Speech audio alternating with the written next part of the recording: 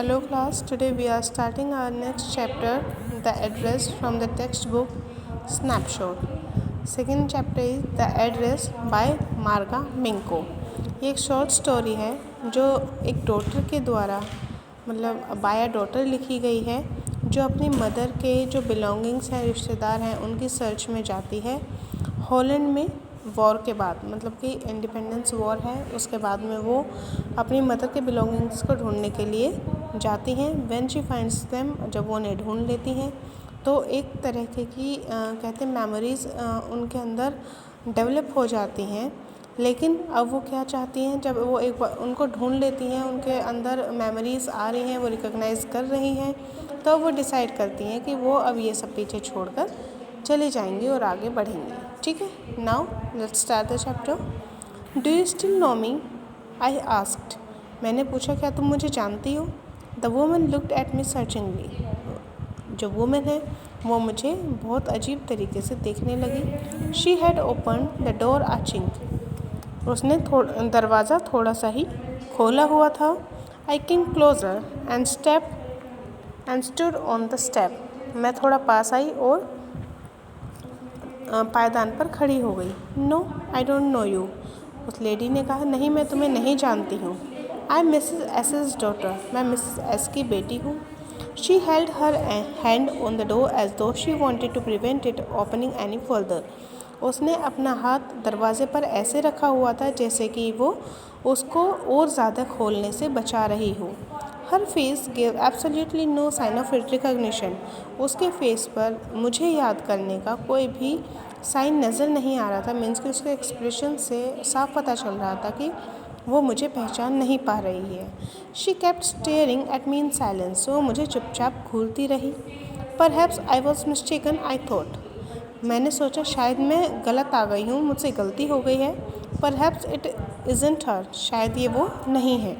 मतलब कि जो नरेटर है वो सोच रही है कि शायद मैं गलत पते पर आ गई हूँ.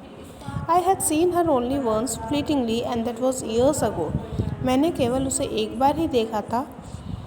फ्लीटिंगली मीन्स कि ऊपरी तौर पर, मतलब कि थोड़ी से ही टाइम के लिए. दैट वॉज ईयर्स अगो, और वो भी बहुत साल पहले. It was most probable that I had रंग द रॉन्ग बेल. ये बहुत ज़्यादा प्रोबेबिलिटी बढ़ जाती है कि शायद मैंने गलत डोरबेल बजा दी है. The women let go of the door and step to the side. Women है वो डोर के पास खड़ी रही और थोड़ा सा साइड हो गई. She was wearing my mother's green netted cardigan. वो मेरी माँ का बुना हुआ एक कार्डिगन, ग्रीन कलर का कार्डिगन पहने हुई थी. The wooden buttons were rather pale from washing. जो उसमें लगे हुए वुडन बटन्स थे, लकड़ी के बटन थे, वो धुलाई से पीले पड़ गए थे.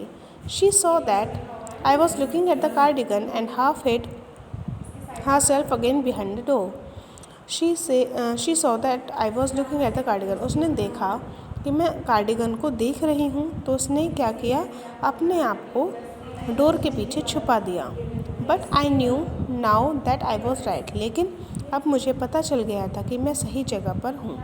Well, you knew my mother, I asked. मैंने पूछा, हाँ, शायद तुम मेरी मदर को जानती हो. Have you come back, said the women. Women ने कहा, क्या तुम वापस आ गई हो? I thought that no one had come back. मैंने सोचा कि कोई भी वापस नहीं आएगा. ओनली मी, केवल मैं. अ door open and close in the passage behind her. Door थोड़ा सा खोला और गलियारे में बंद हो गया. अ मस्टी स्मेल इमर्ज्ड. मीन्स कि उस घर में सीलन की बदबू आ रही थी. I regret I can not do anything for you. मुझे खेद है कि मैं तुम्हारे लिए कुछ नहीं कर सकती. I have come here specially on the train. मैं यहाँ पर स्पेशली ट्रेन से आई हूँ. I wanted to talk to you for a moment. मुझे तुमसे कुछ देर के लिए बात करनी है. It is not convenient for me now. ये मेरे लिए अभी पॉसिबल नहीं है कि मैं तुमसे बात कर सकूँ, सेड द वुमन. वुमन ने कहा, आई कांट सी यू. मैं तुम्हें नहीं देख सकती. I can't see you another time.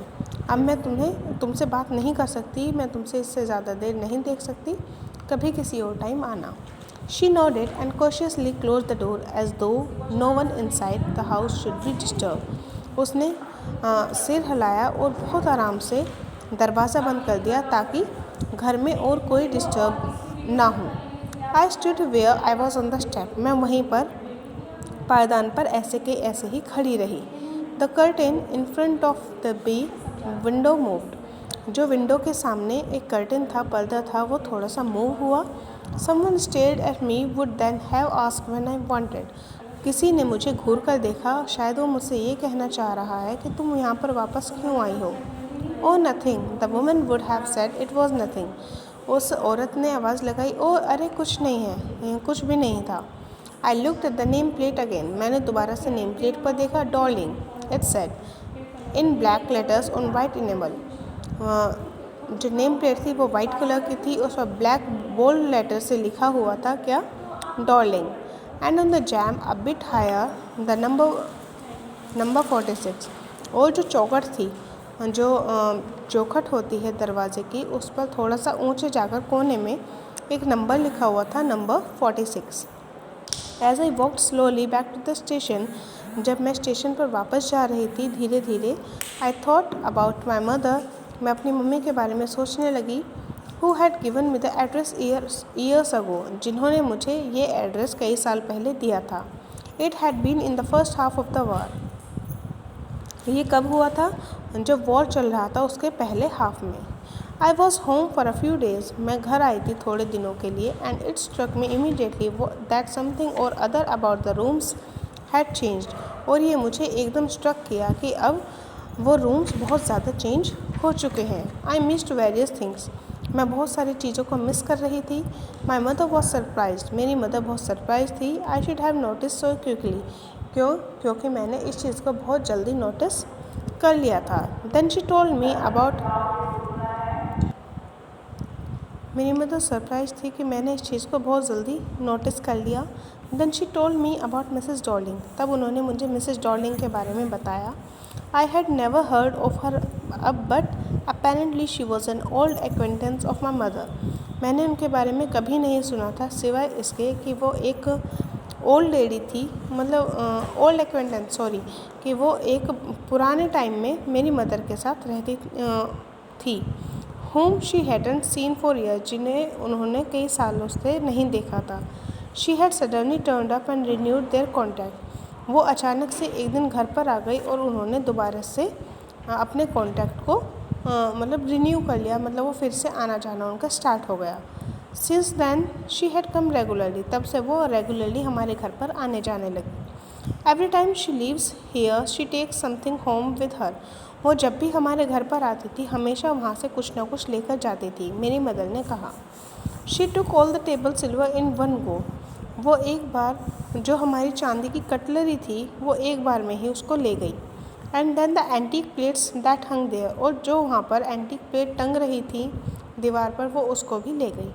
She had trouble lugging those large vases. And I am worried she got a crick in her back from the crockery.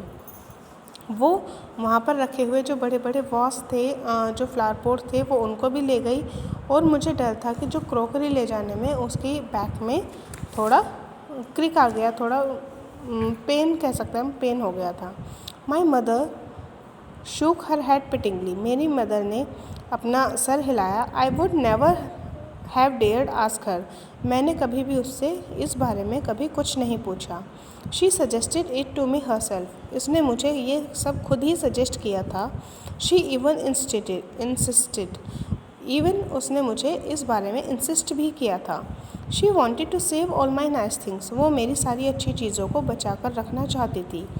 If we have to leave here we shall lose everything, she says. उसने कहा कि अगर हम यहाँ से छोड़ देंगे, मतलब हम यहाँ से चले जाएंगे तो हम इन सब चीज़ों को खो देंगे। मीन्स कि उस टाइम पर वॉर चल रहा था तो किसी का भी ये परमानेंट नहीं था कि वो वहीं पर रहेगा।